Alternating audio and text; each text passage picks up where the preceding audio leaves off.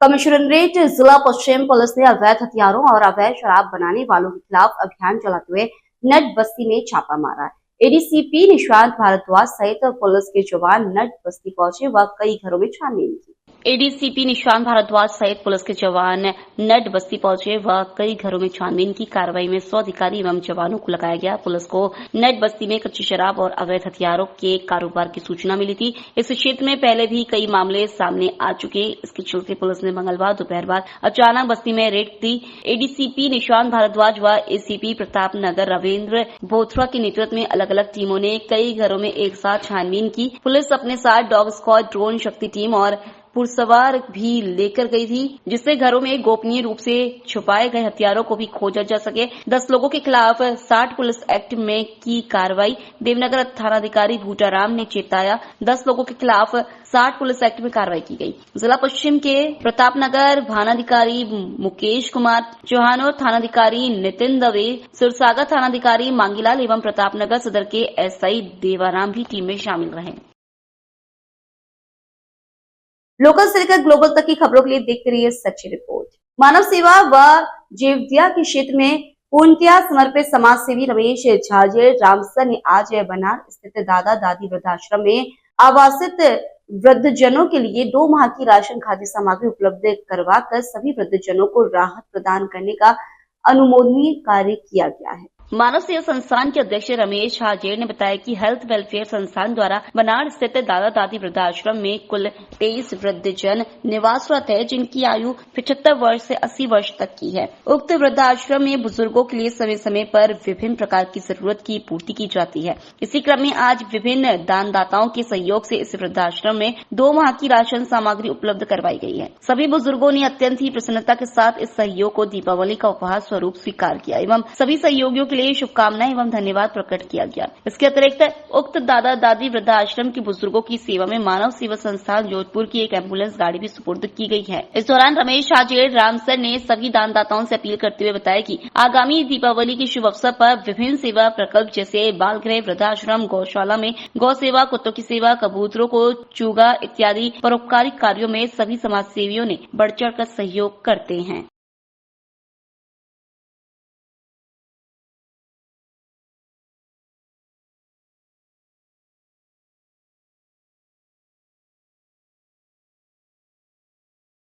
Local से लेकर global तक की खबरों के लिए देखते रहिए सच्ची रिपोर्ट। रामगढ़ विधानसभा उपचुनाव 2024 को मद्देनजर रखते हुए आपका जानना पहचानना क्षेत्रीय प्रत्याशी निर्मल प्रकाश सूरा हिंदुवाद की पहचान से जाना जाता है। ये सच है कि मैं निर्मल प्रकाश एक साधारण कार्यकर्ता हूँ, नेता नहीं हूँ। आप सभी माता बहनों एवं बुजुर्गों सभी से निवेदन करता हूँ कि रामगढ़ विधानसभा चारों ओर से विदर्भियों से घिरा है। यहाँ पर हिंदू चेहरे की आवश्यकता है। चेहरा दमदार और वाणी दमदार हो, ईमानदार, कर्मठ, मेहनती, लगनशील, हिंदुत्व की आवाज बुलंद करने वाला आपका भाई और बेटा निर्मल सुर कट्टर हिंदुवादी आपके चरणों को प्रणाम कर उन्हें टिकट की दावेदारी कर रहा हूँ। पूर्व में समस्त रामगढ़ की जनता जनार्दन ने आशीर्वाद दिया, लेकिन अंतिम समय पर टिकट कट गया। गम मेरे टिकट कटने का गम नहीं रहा, टिकट हारने का गम ज्यादा रहा। टिकट कटने के पश्चात भी मैं ईमानदारी से भाजपा प्रत्याशी के साथ काम और प्रचार करता रहा। विभिन्न संगठनों के दायित्वों पर कार्य करते हुए हिंदुत्व की आवाज को बुलंद किया। राष्ट्रीय स्वयंसेवक संघ का कार्यकर्ता, हिंदू जागरण मंच का कार्यकर्ता, जिला संयोजक, ईसाई परियोजना, धर्म जागरण समन्वय समिति आदि दायित्व पर कार्य किया। वर्तमान राष्ट्रीय सचिव, हिंदू वाहिनी प्रांतीय संयोजक, ब्रज भूमि कल्याण परिषद आदि हिंदूवादी संगठनों में कार्य कर रहा हूँ। राजनीतिक दृष्टि से पूर्व जिला प्रभारी भरतपुर किसान मोर्चा भाजपा, पूर्व संभाग प्रभारी जयपुर किसान मोर्चा संयोजक, श्री गंगानगर उपचुनाव और वर्तमान प्रदेश संगठन महामंत्री अटल भाजपा सहयोगी मंच राजस्थान के दायित्व का निर्वहन कर रहा हूं। आप सभी रामगढ़ विधानसभा क्षेत्र के मतदाताओं से आग्रह करूंगा कि अब की बार निर्मल सुर हिंदुवादी को टिकट मिलना चाहिए। आपका साधारण और सरल सच्चा सिपाही बालिका योजना, महिलाओं की योजना, रोजगार आदि के अतिरिक्त हमारे परिवार में आज की युवक पीढ़ियों को संस्कृत बनाने का कार्य, विकास करना प्रेम उद्देश्य रहेगा। अटल भाजपा सहयोगी वंश के राष्ट्रीय अध्यक्ष पांडे जी और प्रदेश अध्यक्ष अटल भाजपा सहयोगी मंच एवं जागत समाज के प्रदेश अध्यक्ष राजकुमार, मानवाधिकार सुरक्षा संगठन भारत के प्रदेश अध्यक्ष अशोक जोगी की ओर से भी समर्थन दिया गया। जय श्री राम, जय श्री राम, जय श्री राम। मैं निर्मल प्रकाश सूरा उपचुनाव रामगढ़ विधानसभा क्षेत्र जिला अलवर राजस्थान से अपील एवं आग्रह करता हूं कि रामगढ़ विधानसभा क्षेत्र से मैं पूर्व में भी हिंदुत्व के चेहरे पर उम्मीदवार था और आज उपचुनाव के दौरान भाजपा पार्टी से टिकट की दावेदारी कर रहा हूं और मैं हिंदुत्व के चेहरे पर लड़ाई लड़ता आ रहा हूं। मैं एक साधारण सा अध्यापक था और गत वर्ष 2022 में वीआरएस लेकर मैंने हिंदुत्व की आवाज़ को उठाया और विभिन्न प्रकार के लव जिहाद, धर्मांतरण और ईसाईयत के क्षेत्र में काफ़ी काम किया।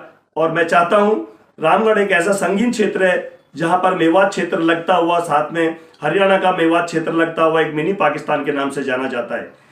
मेरे पिता राष्ट्रीय सेवा के दौरान वो फौज में थे, 1947 से भर्ती थे, 62 की लड़ाई में थे, 65 की लड़ाई में थे, 71 की लड़ाई में थे। वहां से मुझे अपने राष्ट्र की भावना मिली और माता हमारी सनातनी धर्म से जुड़ी हुई थी, जहां से मैं सनातनी बना।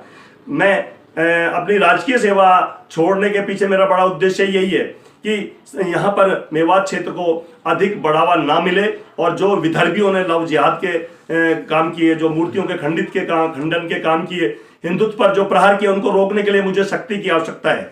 इसलिए मैंने इस विधानसभा में अपनी दावेदारी प्रस्तुत की है।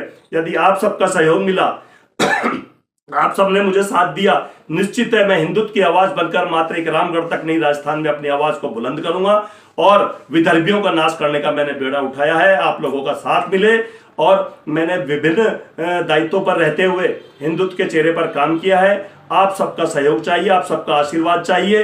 सभी साथियों से मैं अपील करूंगा, अधिक से अधिक इंस्टाग्राम, फेसबुक, व्हाट्सएप में मुझे प्रचारित करें ताकि समाज में एक अच्छा हिंदुत्व के चेहरे का मैसेज जाए। और मैं ईमानदार, मेहनत और कर्मठता से काम किया है। एक साधारण अध्यापक, कोई भी ईमानदारी के सिवाय कोई उनके पास काम नहीं है। मुझे आपकी हर तरह की सहायता मिले ताकि ये टिकट मुझे मिले, आपका आशीर्वाद मिले और मैं कुछ अच्छे कार्य के लिए अपना जीवन समर्पित करूं।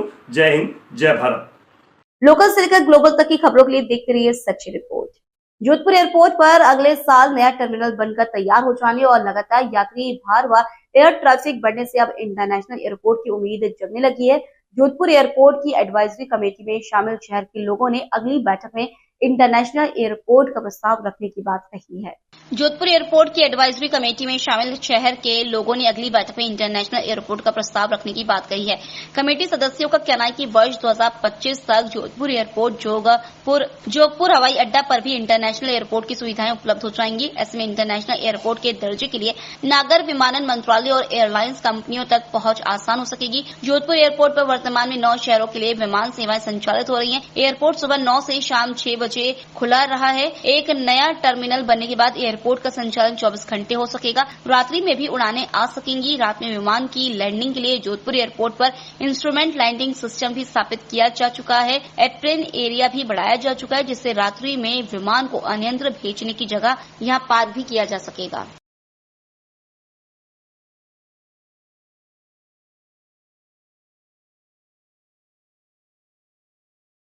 लोकल से लेकर ग्लोबल तक की खबरों के लिए देखते रहिए सच्ची रिपोर्ट। राज्य के कन्या महाविद्यालय सिकंदरा में राष्ट्रीय महिला नीति के तत्वाधान में सेंट्रल डिपॉजिटरी लिमिटेड के द्वारा सेबी ट्रेनर शकुंतला पारिक ने वित्तीय साक्षरता व उनके रखरखाव के बारे में जानकारी दी, जिसमें bank, post office, mutual fund, systematic investment plan, demand account, stock market के बारे में, लेन देन की प्रक्रिया के बारे में, ऑनलाइन फ्रॉड, साइबर क्राइम से कैसे बचें, इन सब की जानकारी दी गई। अगर किसी कंपनी या ब्रोकर ने कोई चीटिंग करी तो सेबी का टोल फ्री नंबर पर शिकायत कैसे करें, इसके बारे में अवगत करवाया गया।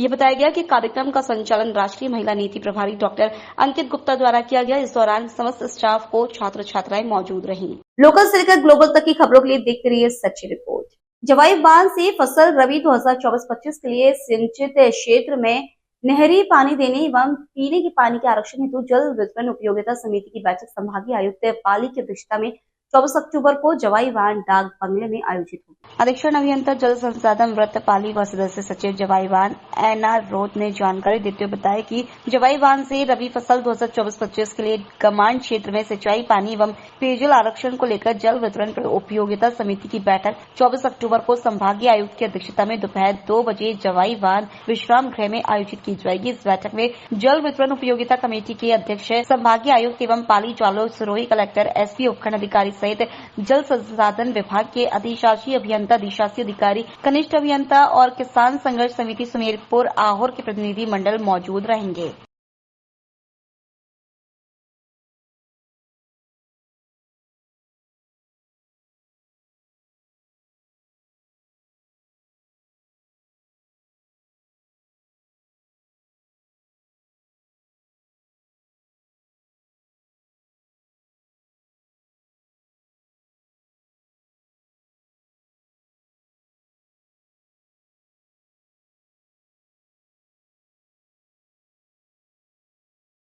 लोकल से लेकर ग्लोबल तक की खबरों के लिए देखते रहिए सच्ची रिपोर्ट। डॉक्टर सर्वपल्ली राधाकृष्णन राजस्थान आयुर्वेद विश्वविद्यालय जोधपुर के योग एवं प्राकृतिक चिकित्सा महाविद्यालय में आयोजित 2 दिवसीय फैकल्टी डेवलपमेंट प्रोग्राम का समापन समारोह संपन्न हुआ। यह कार्यक्रम आयुर्वेद विश्वविद्यालय, राष्ट्रीय प्राकृतिक चिकित्सा एवं योग विज्ञान संस्थान पुणे और पीपल्स फाउंडेशन नई दिल्ली के सहयोग से आयोजित किया गया। कुलपति professor Pradeep Kumar Prajapati, peoples foundation के निदेशक प्रोफेसर बीएन झा, प्राचार्य प्रोफेसर महेंद्र कुमार शर्मा, विभाग अध्यक्ष प्रोफेसर गोविंद साय शुक्ला, योग नेचुरोपैथी के संकाय अधिष्ठाता प्रोफेसर एकलव्य भौरा के आतिथ्य में समापन समारोह का आयोजन हुआ। समापन समारोह के अवसर पर सभागार में संबोधित करते हुए कुलपति प्रोफेसर प्रदीप कुमार प्रजापति ने कहा कि इस तरह के कार्यक्रम आयुर्वेद और प्राकृतिक चिकित्सा के क्षेत्र में शिक्षकों की क्षमता को बढ़ाने के लिए अत्यंत आवश्यक है। उन्होंने कहा कि छात्रों को गुणवत्तापूर्ण शिक्षा एवं चिकित्सा व्यवस्था के लिए यह कार्यशाला उपयोगी रहेगी। उन्होंने सभी उपस्थित शिक्षकों से कहा कि वे इस तरह की प्रशिक्षण कार्यक्रमों का अधिकतम लाभ उठाएं और अपने ज्ञान को लगातार अद्यतन करते रहें। BN Jha sir, president people foundation, हमारे professor Govind Sai Shukla ji, professor Mahendra ji, professor Eklavya ji, हमारे सभी टीचर्स, हमारे जितने भी पार्टिसिपेंट्स हैं और जितने मेंबर्स, कमेटी मेंबर्स हैं, तो देख रहे हैं सारे कमेटी मेंबर्स भी प्रेजेंट हैं। थोड़ी सी थकावट जरूर आई होगी, लेकिन खुशी है, क्योंकि जो खुशी हमने बच्चों के चेहरे पे कल देखी, हम उससे खुश हो गए। ये बच्चों को दिखाने का, और उन्होंने बहुत अच्छे से किया। इसलिए सभी बच्चों का भी धन्यवाद। कमेटी मेंबर्स ने बहुत मेहनत करके इस प्रोग्राम को यहाँ तक लेके आए। काफी सोच रहे थे कैसे होगा, क्या होगा, कैसे होगा, क्या होगा। छुटपुट घटनाएं हर जगह घटती हैं। कुछ लोग होते ही हैं घटना करने के लिए, नहीं होता तो भी घटना हो जाती है, नोइंगली अननोइंगली उसे हो जाती है। ये सब होता रहता है, कोई बात नहीं, प्रोग्राम में ये सब होता है, ऐसे लोग सब कुछ होता है, लेकिन आउटकम क्या है। और ऐसा जैसे हमको सुन के, जैसा हमको मैं समझ के, जैसा हम देख के पा रहे हैं, कि हमें लग रहा है कि आउटकम अच्छा नहीं। हम जो चाहते थे उसमें हम 60% तक तो पहुंच गए हैं, अभी 40% बाकी। बीइंग एकेडमिशियन, बीइंग एडमिनिस्ट्रेटर, हम ये कह ही नहीं सकते कि हम 100% पे पहुंच गए। तो कुछ तो मार्जिन रखनी पड़ेगी ना अगले प्रोग्राम के लिए। तो जैसा कि हमारे प्रिंसिपल ने बोला कि प्रोग्राम होते रहना चाहिए, बिल्कुल सही बात है। और हमको कॉलेज के लेवल पे भी प्रोग्राम करते रहना चाहिए। कामनी जी गई क्या? उनको थोड़ा सा हम लोग पुशअप करें, हमें लगता है कि वो जल्दी कर सकती है सबसे ज्यादा प्रोग्राम, इसलिए सब लोग पीछे पड़े हम लोग करने के लिए, है ना। हम चाह रहे हैं कि इस बार प्रोग्राम जयपुर में हो, आप भी थोड़ा सा कीजिएगा। उस कॉलेज में चाह रहे हैं, आपके यहाँ तो कर सकते हैं, कभी भी कर लेंगे, जाते हैं वहां भी हो, क्योंकि क्या है, इंटीग्रेटेड कॉलेज है। इंटीग्रेटेड कॉलेज में भी कुछ प्रोग्राम ऐसे होने चाहिए जिससे उनको ये पता चले कि what is the difference between Ayurveda and naturopathy and yoga. तो हमको थोड़ा समझने में, पढ़ाने में, सब में आराम हो जाएगी। हम आपस में कहीं ना कहीं किसी न किसी बात को लेके भिड़े रहते हैं, खींचते रहते हैं टांगे, वो नहीं करना है। हम एक दूसरे के सब्सिडियरी हैं, ये इस बात को ध्यान में रखना पड़ेगा, क्योंकि इंटीग्रेटेड अप्रोच, हमने कल भी बोला था कि इंटीग्रेटेड अप्रोच ही आप डिपेंड कर रही है, और सबसे ज्यादा वो फल फूल रही है। आप फॉरेन में भी चले जाए, अपने देश में भी चले जाए, तो आप देखेंगे जिसकी इंटीग्रेटेड अप्रोच है वो फल फूल रहा है, चाहे वो मॉडर्न का सर्जन ही क्यों ना हो। आजकल वो सब भी करने लगे हैं, धीरे धीरे करके आयुर्वेद की दवाई खिलाने लगे हैं। तो ये इन चीजों को भी ध्यान में हमें रखना पड़ेगा, और चीजें हमें समझनी पड़ेगी, देखना पड़ेगा। कोशिश करें कि इस मोमेंटम को हम बनाए रखें। हम अभी लगे हुए थे, हम इसलिए पूछा, सब लोग बोल चुके हैं क्या, क्योंकि अगले प्रोग्राम के लिए लगे हुए थे हम। मेल आ गया मेरे पास, मेरे लिए तो बहुत खुशी की बात है। अभी बताएंगे नहीं किसी को भी पता है तो अपने पास तक रखना, और गड़बड़ किया तो फिर हम सबसे वसूलेंगे भी, समझ लें। तो इसलिए बी कॉशस कि हमारा प्रोग्राम जो है बेस्ट आउट ऑफ बेस्ट होना चाहिए। हमारे पास जिम्मेदारी थी खाने की केवल, बाकी सारी जिम्मेदारी इनकी और इनकी सर की। तो हम देख रहे हैं कि तो तीनों प्रोग्राम जो हम लोगों ने अरेंज किए वो सब सक्सेस रहे। स्पेशली जो कल्चरल प्रोग्राम हुआ है उससे बहुत अच्छा मैसेज गया है, क्योंकि मैसेज देना ही इम्पोर्टेंट होता है। आपने एकेडमिक मैसेज भी दिया, आपने कल्चरल मैसेज भी दिया, आपने रीजनल लैंग्वेजेस का मैसेज भी दिया, आपने यूनिटी का भी मैसेज दिया। यही हम चाहते थे और वो हमको मिला।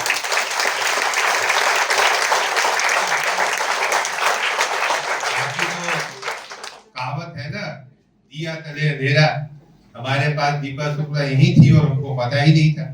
बहुत सारी चीज जब उन्होंने बताई और जब उनके इनपुट्स हमने दूसरों से सुनने में आए, हमने अरे लोकल से लेकर ग्लोबल तक की खबरों के लिए देखते रहिए सच्ची रिपोर्ट। प्रतापनगर स्थित हनुमान शनिधाम में विराजमान डाबी गोत्र की कुलदेवी मां चामुंडा माता का पाटोत्सव मंगलवार को धूमधाम से श्रद्धा पूर्वक मनाया गया।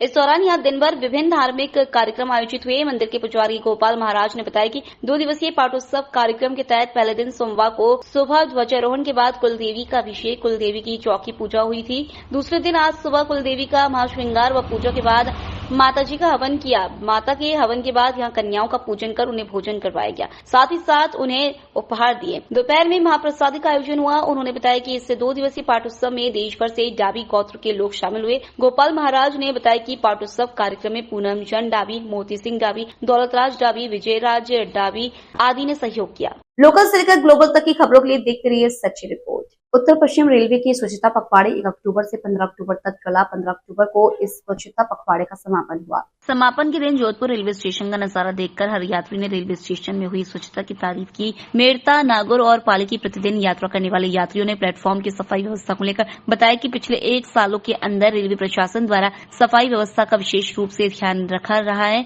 इसके अलावा रेलवे प्रशासन द्वारा नियमित रूप से हर प्लेटफॉर्म पर मशीनों द्वारा सफाई अभियान चलाया जाता है और रेलवे प्रशासन द्वारा रेलवे में यात्रा करने वाले यात्रियों से रेलवे प्लेटफॉर्म को स्वच्छ और सुंदर रखने की अपील की जा रही है, जिसका कार्य वाकई सराहनीय है।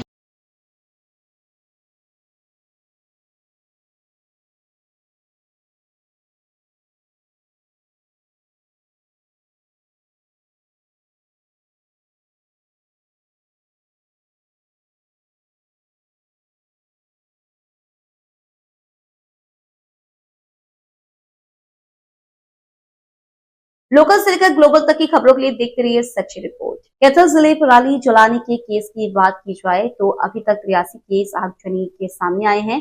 45 संबंधित किसानों पर हमने जुर्माना किया है। लगभग 1,40,000 जुर्माना लगाया गया है।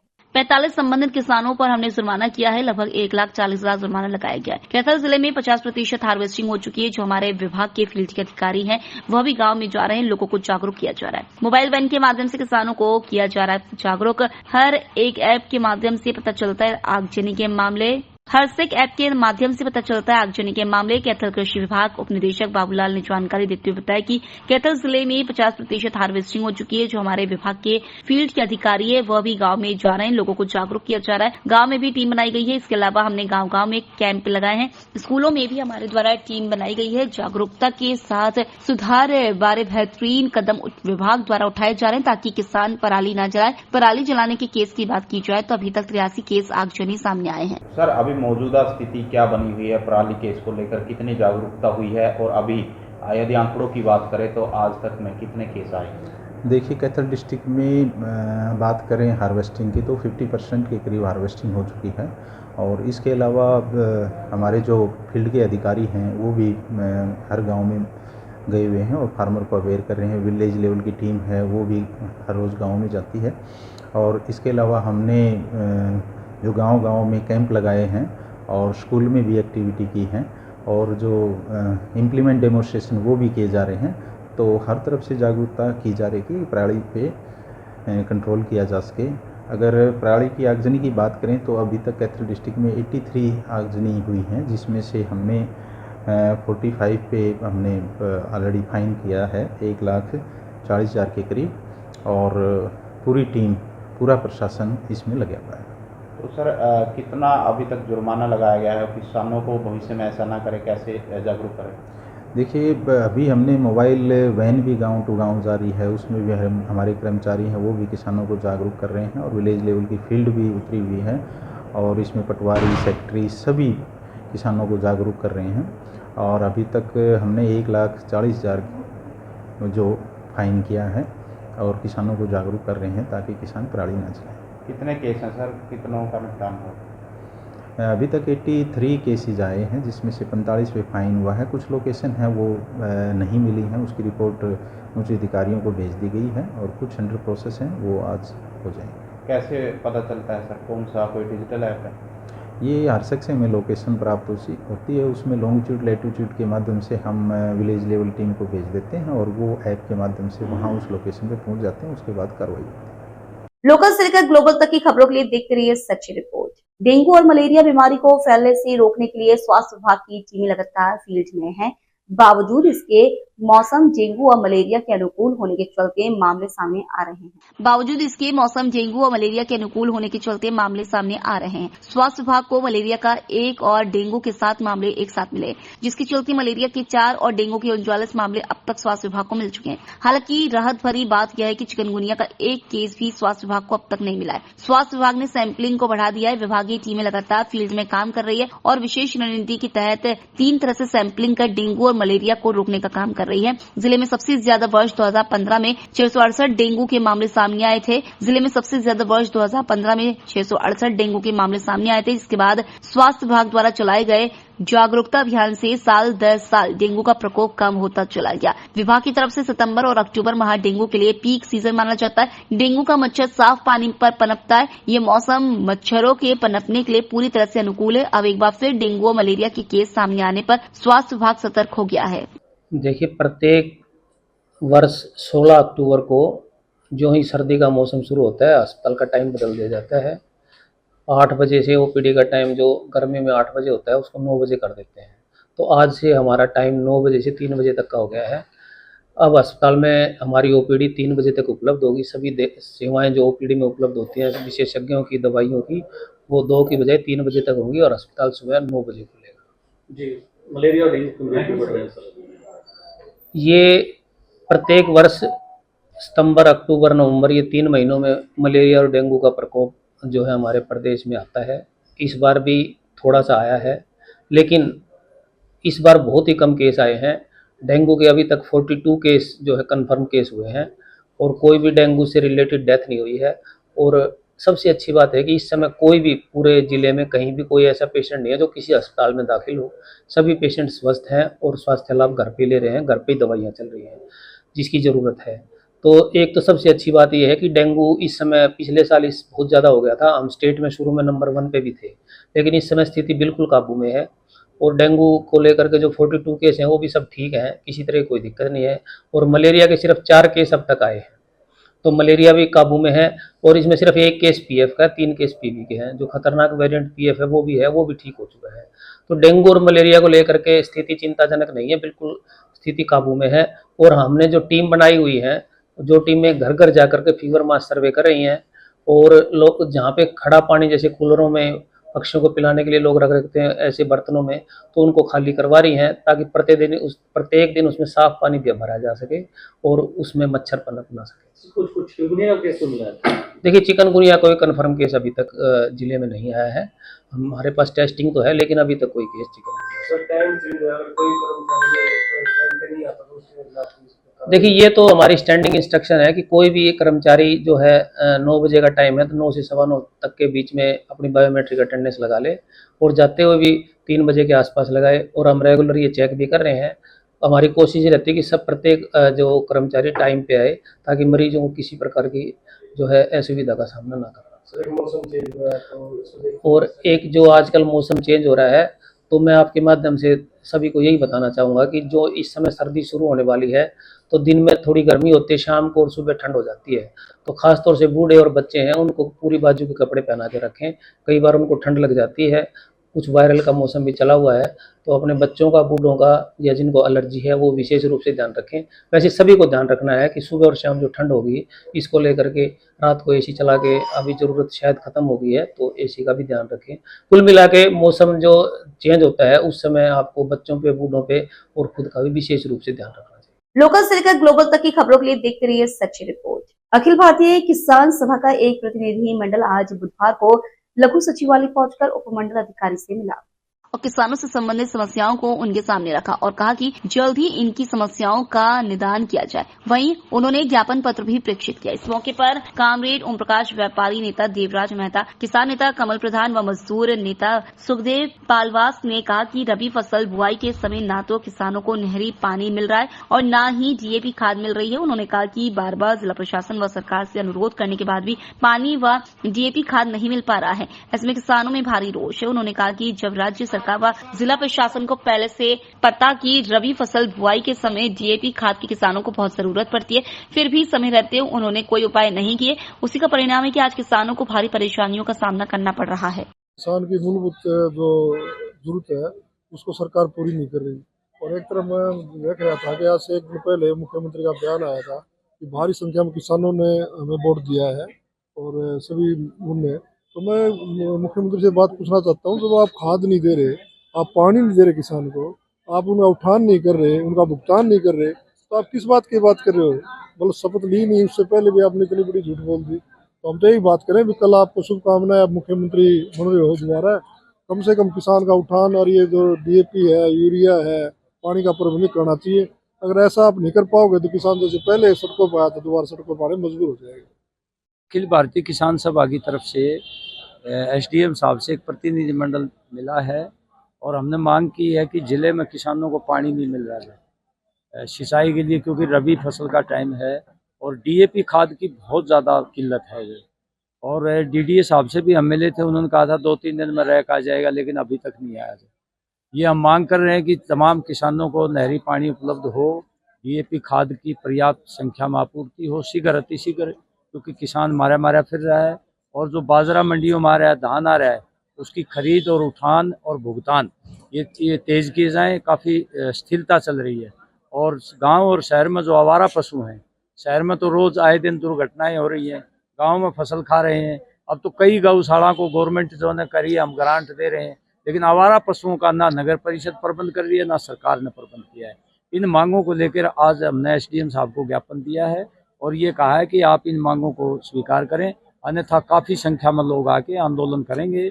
और हमारी मजबूरी है, क्योंकि जगह जगह किसानों की मांग आ रही है कि भाई डीएपी नहीं मिल रही, डीएपी नहीं मिल रही, और पानी नहीं मिल रहा किसानों को। जो इसलिए राज्य सरकार जो है, और कल शपथ ग्रहण समारोह हो जाएगा, वो काम करना शुरू करे लोगों का, जो हम ये मांग करना चाहते हैं। प्रशासन लोगों की मांग स्वीकार करे। किसान को जब भी पानी की जरूरत पड़ती है या खाद की, उसको टाइम पे कभी भी नहीं मिला। आज 10 साल पहले भी हो गए, आज नई सरकार भी बन गई, लेकिन किसानों की तरफ ध्यान नहीं दिया जाता। आज टाइम पे अगर उनको खाद नहीं मिलेगी, बुआई का टाइम है, किसान को खाद नहीं मिलेगी तो फसल कम होगी, किसान का भी नुकसान होगा, इसके साथ साथ देश का भी नुकसान है। किसान को उचित मात्रा में पानी मिलना चाहिए, समय पे खाद मिले। मालूम होता है सरकार को भाई इस टाइम इतनी खाद इनको ज़रूरत है, उतनी अवेलेबल करवानी चाहिए, और ये भी पता होता है भाई इस टाइम चाहिए, उस टाइम से पहले लाने में क्या दिक्कत है सरकार को। आज हमने एसडीएम साहब को ज्ञापन दिया है कि खाद जल्द से जल्द मंगवाई जाए और तुरंत सप्लाई हो और उचित मात्रा में किसान को पानी मिले। और दूसरी एक बात है कि शहर में पशु बहुत ज़्यादा हैं, रात को आप गाड़ी सड़क से निकाल नहीं सकते, सड़कें भरी पड़ी हैं, लड़ते हैं पशु आपस में, कितने एक्सीडेंट होते हैं। सरकार को चाहिए कि जल्द से जल्द इनकी व्यवस्था करे। बहुत गौशाला हैं, उनको गौशालाओं में भेजे, उनका खर्चा पानी दे, गौशाला वाले भी रखेंगे। इसलिए इसी के लिए आज हमने एसडीएम साहब को ज्ञापन दिया। किसान सभा द्वारा ये ज्ञापन दिया जा रहा है, किसानों को बुआई का समय, फसल की बुआई का समय है, ना सिंचाई के लिए पानी का प्रबंध है और ना ही उनके लिए खाद का प्रबंध हो रहा है। और जो फसल अब कट के आ रही है, निकल के आ रही है, बाजरा और धान की फसल आ रही है, उनका उचित भाव भी नहीं दिया जा रहा और ना उनका उठान हो।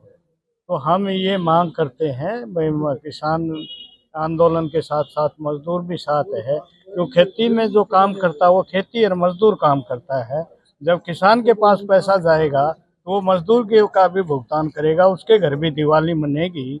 तो हम ये कहना चाहते हैं सरकार से, जो किसानों की उचित मांग है उसको पूरा किया जाए, अन्यथा मजदूर और किसान मिल करके यहाँ एक बड़ा आंदोलन का रूप धारण कर लेगा। उससे पहले हम प्रशासन को सचेत करना चाहते हैं।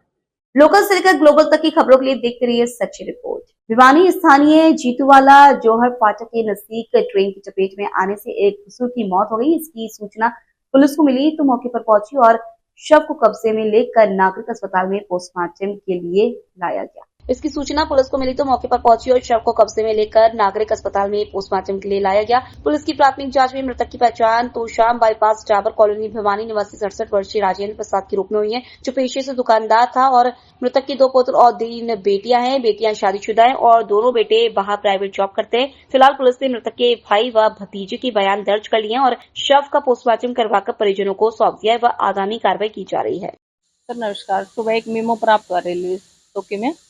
मेमो की सूचना पे हम मौका घटनास्थल पे गए, जहाँ पे एक बंदा रेलगाड़ी की चपेट में आने से डेथ था। मौके पे वारसान आ गए थे, उनका भतीजा और उनका भाई, जिन्होंने शव को राजेंद्र प्रसाद पुत्र मातुराम वासी तोशाम बाईपास डाबर कॉलोनी भिवानी का शनाख्त किया है, जिनके बहन हासिल किए गए हैं, जिनकी उम्र करीब 67 साल है, जो पेशे से परचून की दुकान चलाते थे। उनके 5 बच्चे हैं, 3 लड़कियां 2 लड़के हैं। सर अभी मौके से डेड बॉडी को सामान्य अस्पताल लेके आए हैं, उनका पोस्टमार्टम करवा के डेड बॉडी को वारसान के हवाले किया जाएगा। सर कितने बजे का मामला? सुबह करीब 9:30 बजे मेमो प्राप्त हुआ है, तो शायद 10-15 मिनट पहले की 9:15 बजे 9-10 की घटना है सर। ये कितने बच्चे थे? 5 बच्चे हैं सर, 2 लड़कियां हैं, 3 लड़कियां हैं, 2 लड़के हैं। लड़के दोनों बाहर ही प्राइवेट जॉब करते हैं, लड़कियां शादीशुदा हैं।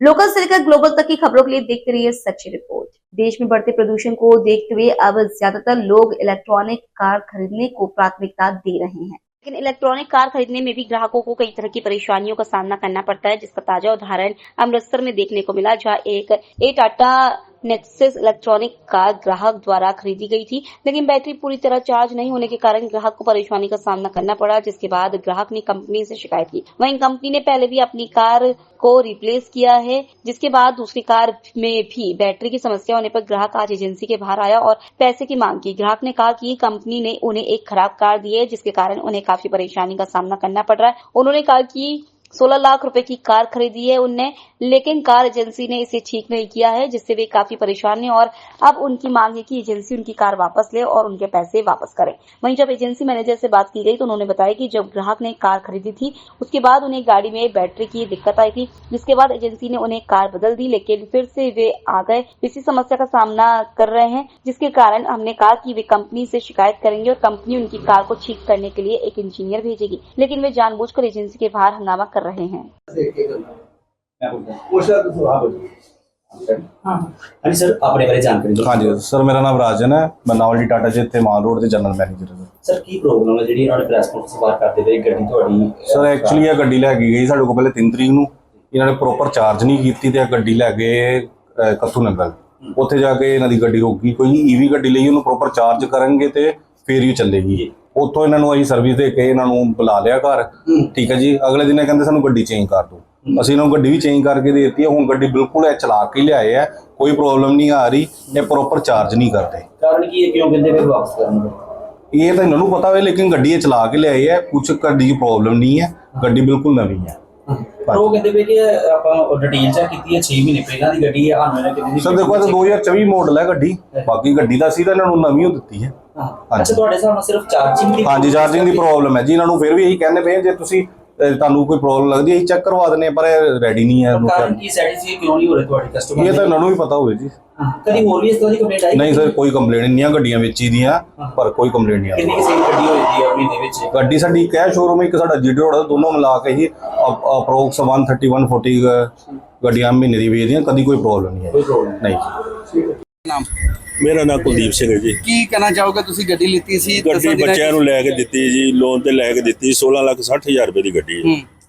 ਤੇ ਪਹਿਲੇ ਦਿਨ ਹੀ ਗੁਰਦੁਆਰੇ ਮੱਥਾ ਟੇਕਣ ਗਏ, ਮੈਂ ਘਰ ਰਿਹਾ ਵਾਂ ਤੇ ਬੱਚੇ ਗਏ ਨਾਲ, ਮੰਨਾ ਦੀ ਮਾਤਾ ਗਈ ਹੈ। ਉੱਥੇ ਮਤਲਬ 5 ਘੰਟੇ ਖੱਜਲ ਖਰਾਬ ਹੋਏ, ਉੱਥੇ ਹਨੇਰਾ ਘੁੱਪ ਘੇਰਾ ਬਿਲਕੁਲ ਉਜਾੜ ਥਾਂ ਤੇ ਗੱਡੀ ਖਲੋਤੀ ਰਹੀ। ਬੱਚੇ ਖਲੋਤੇ ਨੇ ਰੋਂਦੇ ਹੀ ਲਿਖਦੇ ਰਹੇ ਤਾਂ ਅੱਛਾ ਮੈਂ ਘਰ ਪਰੇਸ਼ਾਨ ਹੋਇਆ ਰਿਹਾ ਵਾ ਅੱਛਾ ਚਲੋ ਅਗਲੇ ਦਿਨ ਇਹ ਗੱਡੀ ਆ ਕੇ ਬਦਲ ਕੇ ਦੇ ਗਏ ਨੇ ਗੱਡੀ ਦੀ ਫੇਰ ਪੋਜੀਸ਼ਨ ਉਹੀ ਹੈ ਮਤਲਬ ਜਿਹੜੀ ਸੇਮ ਪੋਜੀਸ਼ਨ ਉਹੀ ਹੈ ਤੇ ਮਤਲਬ ਕੱਲ ਯੂਨੀਵਰਸਿਟੀ ਲੈ ਕੇ ਗਏ ਨੇ ਉੱਥੇ ਜਾ ਕੇ ਫਿਰ ਬੰਦ ਹੋ ਗਈ ਹੈ ਅਸੀਂ ਘਰੋਂ ਫੋਨ ਕਰੀ ਜਾਂਦੇ ਆ ਇਹ ਉੱਥੇ ਪਰੇਸ਼ਾਨ ਨੇ ਕੀ ਮੰਗ ਕਰਦੇ ਹੋ ਅਸੀਂ ਮੰਗ ਕਰਦੇ ਆ ਜੀ ਇਹਨੂੰ ਗੱਡੀ ਨੂੰ ਚੁੱਪ ਕਰਕੇ ਰੱਖ ਲੈਣ ਤੇ ਪੈਸੇ ਵਾਪਸ ਕਰ ਦੇਣ ਨਹੀਂ ਤੇ ਤਸੱਲੀ ਸ਼ੁਦਾ ਫੀਸ ਦੇਣ ਸਾਨੂੰ ਮਤਲਬ ਜਿਹੜਾ ਕਿ ਨਹੀਂ ਤੁਹਾਡਾ ਨਾਮ ਸਰ ਮੇਰਾ ਨਾਮ ਹੈ ਜੀ ਅਮਰਿੰਦਰ ਸਿੰਘ ਮੈਂ ਅੰਮ੍ਰਿਤਸਰ ਦਾ ਵਸਨੀਕ ਹਾਂ। ਅਮਰਿੰਦਰ ਜੀ ਕਿਹੜੀ ਗੱਡੀ ਲਿੱਤੀ ਸੀ ਕਿਦੋਂ ਲਿੱਤੀ ਸੀ ਤੇ ਕੀ ਪ੍ਰੋਬਲਮ ਆ ਰਹੀ ਹੈ ਸਰ ਮੈਂ ਇਹ ਗੱਡੀ ਲਈ ਸੀ ਜੀ ਨੈਕਸੋਨ ਈਵੀ ਟੌਪ ਮਾਡਲ ਮੈਂ ਲਿੱਤੀ ਹੈ ਜੀ ਅੰਮ੍ਰਿਤਸਰ ਮਾਲ ਰੋਡ ਤੋਂ ਟਾਟਾ ਮੋਟਰਸ ਦਾ ਸ਼ੋਰੂਮ ਹੈ ਨੋਵਲਟੀ ਦੇ ਨਾਮ ਤੋਂ ਜੀ ਮੈਂ ਇਹਨਾਂ ਕੋਲੋਂ ਗੱਡੀ ਲਈ ਸਰ ਜੀ ਮੈਂ 4 ਅਕਤੂਬਰ ਨੂੰ ਇਹਨਾਂ ਕੋਲੋਂ ਗੱਡੀ ਲਿੱਤੀ ਹੈ ਜੀ ਜੀ ਤੇ 4 ਤਰੀਕ ਨੂੰ ਮੈਂ ਸ਼ਾਮ ਨੂੰ ਸਰ ਗੱਡੀ ਲੈ ਕੇ ਨਿਕਲਦਾ ਹਾਂ ਇਹਨਾਂ ਕੋਲ ਤੇ ਉਸ ਤੋਂ ਬਾਅਦ ਮੈਂ ਘਰੋਂ ਆਪਣੇ ਮਦਰ ਨੂੰ ਪਿਕ ਕਰਦਾ ਹਾਂ ਮੇਰੀ ਵਾਈਫ 2 ਬੱਚੇ ਮੇਰੇ ਉਹਨਾਂ ਨੂੰ ਲੈ ਕੇ ਆਪਾਂ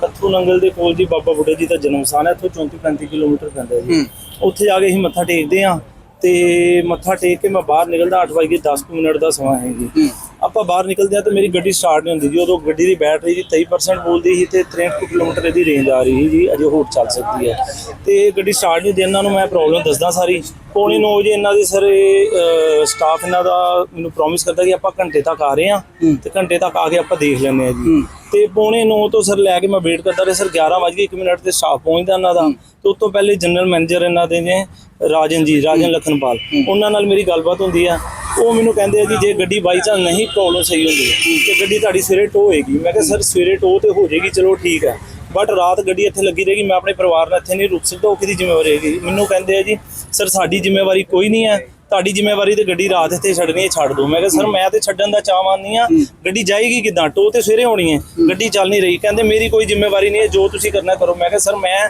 ਪ੍ਰੈਸ ਨਿਊਜ਼ ਦੇ ਦਾਂਗਾ ਤੁਹਾਡੀ ਤੇ ਫਿਰ ਮੈਨੂੰ ਨਾ ਕਹਿਣਾ ਕਹਿੰਦੇ ਜੀ ਮੈਨੂੰ 10 ਮਿੰਟ ਦਾ ਸਮਾਂ ਦਿਓ ਸਰ ਉਸ ਤੋਂ ਬਾਅਦ ਇਹਨਾਂ ਦੀ ਕੋਈ ਕਾਲ ਨਹੀਂ ਆਉਂਦੀ ਇਹਨਾਂ ਦੇ ਲੜਕੇ ਆਉਂਦੇ ਆ ਸਰ ਉਹ ਬਹੁਤ ਕੋਸ਼ਿਸ਼ ਕਰਦੇ ਨੇ ਸੌਫਟਵੇਅਰ ਕਦੀ ਕਹਿੰਦੇ ਆ ਡਾਊਨ ਹੈ ਕੁਛ ਅਪਡੇਟ ਹੋਣਾ ਹੈ ਸੌਫਟਵੇਅਰ ਦੀ ਟਰਾਈ ਕਰਦੇ ਆ ਬੈਟਰੀ 'ਚ ਨਹੀਂ ਉਹਨਾਂ ਨੂੰ ਕੋਈ ਫਾਲਟ ਲੱਭਦਾ ਉਹ ਕਹਿੰਦੇ ਜੀ ਸਰਵਿਸ ਸੈਂਟਰ ਹੀ ਸਰ ਖੜਨੀ ਪੈਣੀ ਹੈ ਸਰ 12:15 ਵਜੇ ਲੜਕੇ ਜਵਾਬ ਦੇ ਜਾਂਦੇ ਆ ਮੈਨੂੰ ਕਹਿੰਦੇ ਤੁਸੀਂ ਜਾਓ ਤੁਸੀਂ ਪਰਿਵਾਰ ਨਾਲ ਫਸੇ ਹੋਏ ਬੱਚੇ ਛੋਟੇ ਨੇ ਮਦਰ ਏਜ ਨੇ ਬੱਚੇ ਵੀ ਮੇਰੇ ਸਰ ਰੋ ਕੇ ਬੁਰਾ ਹਾਲ ਹੀ ਮੇਰੇ ਕੋਲ ਸਾਰੀਆਂ ਵੀਡੀਓਜ਼ ਪਈਆਂ ਬੱਚਿਆਂ ਦੀਆਂ ਰੋਂਦਿਆਂ ਦੀਆਂ ਉਹ ਵੀ ਮੈਂ ਤੁਹਾਡੇ ਨਾਲ ਸ਼ੇਅਰ ਕਰਦਾ ਹਾਂ ਤੇ ਉਸ ਤੋਂ ਬਾਅਦ ਸਰ ਉਹ ਲੜਕੇ ਮੈਨੂੰ ਭੇਜ ਦਿੰਦੇ ਆ ਮੈਂ ਪਰਿਵਾਰ ਨੂੰ ਲੈ ਕੇ ਸਰ ਆਪਣੀ ਦੂਸਰੀ ਗੱਡੀ ਮੰਗਵਾ ਕੇ ਘਰੋਂ ਨਿਕਲ ਜਾਂਦਾ ਵਾ ਨੈਕਸਟ ਡੇ ਸਰ ਪੂਰੇ ਸਟਾਫ ਨਾਲ ਪੂਰੀ ਟੀਮ ਨਾਲ ਆਪਣੇ ਆਂਦੇ 5 ਜਣੇ ਦੀ ਟੀਮ ਆਂਦੀ ਹੈ ਦੂਸਰੀ ਕਾਰ ਲੈ ਕੇ ਆਂਦੇ ਨਾਲ ਇਹ ਵੀ ਨਾਲ ਲੈ ਕੇ ਆਂਦੇ ਮੈਂ ਕਿਹਾ ਸਰ ਮੈਂ ਗੱਡੀ ਨਹੀਂ ਲੈਣੀ ਕਹਿੰਦੇ ਦੂਸਰੀ ਲੈ ਲਓ ਮੈਂ ਕਿਹਾ ਸਰ ਇਹ ਅਪਡੇਟਡ ਹੈ ਕੋਈ ਸੌਫਟਵੇਅਰ ਦੀ ਪ੍ਰੋਬਲਮ ਤੇ ਨਹੀਂ ਹੈ ਕਹਿੰਦੇ ਨਹੀਂ ਗੱਡੀ ਪੂਰੀ ਓਕੇ ਕਰਕੇ ਲਿਆਏ ਆ ਮੈਂ ਕਿਹਾ ਸਰ ਕੋਈ ਪ੍ਰੋਬਲਮ ਤੇ ਨਹੀਂ ਆਈ ਮੈਨੂੰ ਕਹਿੰਦੇ ਨਹੀਂ ਕੋਈ ਪ੍ਰੋਬਲਮ ਆਦੀ ਮੈਂ ਬੈਠਾ ਦੂਸਰੀ ਵਾਰੀ ਅੱਜ ਲੈ ਜੀ ਹਾਂ 5 ਤਰੀਕ ਨੂੰ ਗੱਡੀ ਦੁਬਾਰਾ ਬਦਲ ਦਿੰਦੇ ਆ ਗੱਡੀ ਬਦਲੀ ਜਾਂਦੀ ਹੈ ਉਸ ਤੋਂ ਬਾਅਦ ਸਰ ਮੇਰੀ ਥੋੜੀ ਡਿਸਕ ਦੀ ਪ੍ਰੋਬਲਮ ਕਰਕੇ ਮੈਂ ਜ਼ਿਆਦਾ ਗੱਡੀ ਚਲਾ ਨਹੀਂ ਪਾਇਆ ਸਰ ਗੱਡੀ ਚਲਾ ਨਹੀਂ ਪਾਇਆ 4-5 ਦਿਨ ਪਹਿਲੇ ਵੀ ਇਹਨੇ ਘਰੇ ਖੜੀ ਨੇ ਪ੍ਰੋਬਲਮ ਕੀਤੀ ਸਟਾਰਟ ਨਹੀਂ ਹੋਈ ਸਰ ਉਸ ਤੋਂ ਬਾਅਦ ਇਹ ਥੋੜੀ ਦੇਰ ਬਾਅਦ ਫੇਰ ਹੋ ਗਈ ਸਟਾਰਟ ਹੁਣ ਮੈਂ ਕੱਲ ਸਰ ਨਿਕਲਿਆ ਵਾਂ ਘਰੋਂ ਆਪਣੇ ਪਰਿਵਾਰ ਨਾਲ ਫੇਰ ਮੈਂ ਗੁਰੂ ਨਾਨਕ ਯੂਨੀਵਰਸਿਟੀ ਅੰਦਰ ਰੁਕਿਆ ਵਾਂ ਉੱਥੇ ਗੱਡੀ ਫੇਰ ਪ੍ਰੋਬਲਮ ਦੇ ਦਿੰਦੀ ਆ 20 ਮਿੰਟ ਮੈਨੂੰ ਸਰ ਫੇਰ ਉੱਥੇ ਹਰਾਸਮੈਂਟ ਹੁੰਦੀ ਆ ਮੈਂ 20 ਮਿੰਟ ਉੱਥੇ ਫੇਰ ਵੇਟ ਕਰਦਾ ਵਾਂ ਇਹਨਾਂ ਨੂੰ ਫੋਨ ਕਰਦਾ ਵਾਂ ਇਹ ਕਹਿੰਦੇ ਟੈਕਨੀਸ਼ੀਅਨ ਭੇਜ ਰਹੇ ਆ ਟੈਕਨੀਸ਼ੀਅਨ ਆ ਜਾਏਗਾ ਸਰ ਟੈਕਨੀਸ਼ੀਅਨ ਦੇ ਆਉਣ ਤੋਂ ਪਹਿਲਾਂ ਚਲੋ 20 ਮਿੰਟ ਬਾਅਦ ਗੱਡੀ ਦੁਬਾਰਾ ਸਟਾਰਟ ਹੋ ਗਈ ਮੈਂ ਇਹਨਾਂ ਕੋਲ ਅੱਜ ਗੱਡੀ ਲੈ ਕੇ ਆਇਆ ਕਿ ਸਰ ਮਤਲਬ ਫਾਲਟੀ ਗੱਡੀਆਂ ਮੈਨੂੰ ਨਾ ਦਿਓ ਸਰ ਮੇਰੀ ਰਿਕੁਐਸਟ ਹੈਗੀ ਹੈ ਕਿਉਂਕਿ ਜਦੋਂ ਇਹਨਾਂ ਨੇ ਗੱਡੀ ਸਰ ਬੁੱਕ ਕੀਤੀ ਇਹਨਾਂ ਦੇ ਸੇਲ ਸਟਾਫ ਨੇ ਕਿਹਾ ਕਿ ਗੱਡੀ ਨਾ 10-15 ਦਿਨ ਦੀ ਵੇਟਿੰਗ ਤੇ ਆਏਗੀ ਜਿਹੜਾ ਪਹਿਲਾਂ ਵੀ ਸਾਡੇ ਕੋਲ ਅੱਜ ਹੀ ਸੇਲ ਹੋ ਗਿਆ ਮੈਂ ਕਿਹਾ ਕੋਈ ਗੱਲ ਨਹੀਂ ਤੁਸੀਂ ਵੇਟ ਕਰਕੇ ਮੰਗਵਾ ਦਿਓ ਕੀ ਕਹਿਣਾ ਚਾਹੋਗੇ 16 ਲੱਖ ਰੁਪਏ ਦੀ ਗੱਡੀ ਲਿੱਤੀ ਹੈ ਲੇਕਿਨ 10 ਦਿਨਾਂ 'ਚ ਤੁਸੀਂ ਸਰ 16 ਲੱਖ ਦੀ ਮੈਂ ਗੱਡੀ ਨਹੀਂ ਲਿੱਤੀ ਮੈਂ 16,60,000 ਦੀ ਹੱਤਿਆ ਗੱਲ ਪਾਈ ਹੈ ਮੇਰੀ ਇਹ ਸਾਰਿਆਂ ਨੂੰ ਬੇਨਤੀ ਹੈ ਕਿ ਪਹਿਲੇ ਮੈਂ ਸਭ ਤੋਂ ਪਹਿਲਾਂ ਬੇਨਤੀ ਕਰਨੀ ਚਾਹਾਂਗਾ ਕਿ ਟਾਟਾ ਦੀ ਗੱਡੀ ਕੋਈ ਨਾ ਲਵੇ ਟਾਟਾ ਦੀ ਜੇ ਗੱਡੀ ਤੁਸੀਂ ਲੈਣ ਦੀ ਇੱਛੁਕ ਹੈਗੇ ਹੋ ਜੇ ਬਹੁਤੀ ਤੁਹਾਡੇ ਇੱਛਾ ਹੈਗੀ ਹੈ ਟਾਟਾ ਦੀ ਗੱਡੀ ਲੈਣ ਦੀ ਤੇ ਸਰ ਨੋਵਲਟੀ ਤੇ ਕੋਈ ਨਾ ਆਵੇ ਇਹਨਾਂ ਦੀ ਸਰਵਿਸ ਦਾ ਬੁਰਾ ਹਾਲ ਹੈ ਅੱਜ ਮੈਂ ਲੈ ਕੇ ਆਇਆ ਮੈਂ ਕਿਹਾ ਸਰ ਮੈਂ 2-4 ਦਿਨ ਬਾਅਦ ਗੱਡੀਆਂ ਤੁਹਾਡੇ ਸਰਵਿਸ ਸੈਂਟਰ ਨਹੀਂ ਲੈ ਕੇ ਆ ਸਕਦਾ ਆਪਣੇ ਸਾਰੇ ਕੰਮ ਕਾਰ ਛੱਡ ਕੇ ਮੈਂ ਨਾਲੇ ਹਰਾਸ ਵੀ ਹੋਵਾਂ ਪਰਿਵਾਰ ਨਾਲ ਬਾਹਰ ਨਿਕਲਿਆ ਹੋਵਾਂ ਤੇ ਮੈਂ ਨਹੀਂ ਆ ਸਕਦਾ ਮੈਨੂੰ ਕਹਿੰਦੇ ਜੀ ਗੱਡੀ ਮੈਂ ਨਹੀਂ ਰੱਖਣੀ ਜੀ ਤੁਸੀਂ ਸਰਵਿਸ ਸੈਂਟਰ ਹੀ ਲੈ ਕੇ ਜਾਓ ਮੇਰੇ ਕੋਲ ਕੋਈ ਹੱਲ ਨਹੀਂ ਹੈਗਾ ਮੈਂ ਗੱਡੀ ਨਹੀਂ ਬਦਲਣੀ ਤੇ ਮੈਨੂੰ ਨਾਲੇ ਧਮਕੀ ਦਿੱਤੀ ਇਹਨਾਂ ਨੇ ਕਹਿੰਦੇ ਮੈਂ ਗੱਡੀ ਤੁਹਾਡੀ ਥਾਣੇ ਪੁਲਿਸ ਬੁਲਾ ਕੇ ਗੱਡੀ ਟੋ ਕਰਾ ਕੇ ਥਾਣੇ ਲਵਾ ਦੇਣੀ ਹੈ जी बस लोकल से लेकर ग्लोबल तक की खबरों के लिए देखते रहिए सच्ची रिपोर्ट। भिवानी सब्जियों के दाम इन दिनों आसमान छू रहे, दामों में अचानक बढ़ोतरी होने से आम जन की जेब पर अच्छा खासा असर देखने को मिला है। साथ ही रसोई का बजट भी गड़बड़ा गया है क्योंकि आमजन जहां 2-3 किलो टमाटर खरीद कर ले जाते अब वही आधा से पाव टमाटर खरीद कर ले जा रहे हैं। नई सब्जी मंडी में भिवानी में जब सब्जियों के दामों के बारे में बातचीत की गई तो पता चला कि टमाटर गुस्से से इतना लाल है कि 100 रुपए प्रति किलो के हिसाब से बिक रहा है। प्याज भी 2 गुने दामों से रुला रही है। 30 रुपए प्रति किलो बिकने वाला प्याज अब 60 रुपए प्रति किलो कीमत हो गई है। वहीं आलू भी कम नहीं है, 40 रुपए प्रति किलो बिक रहा है। टिंडा 120 रुपए तो नींबू 160 रुपए हो चला। ऐसे में दुकानदारों का कहना है कि उनकी बिक्री 40-50% कम हो चुकी है। गुजरानी प्रवीण नाम है। सब्जी बहुत महंगी है, बहुत ज्यादा असर पड़ रहा है। जेब पर कितना असर है? जेब पर तो सारा ही वजन पर रहा, कुछ नहीं बचता जेब में।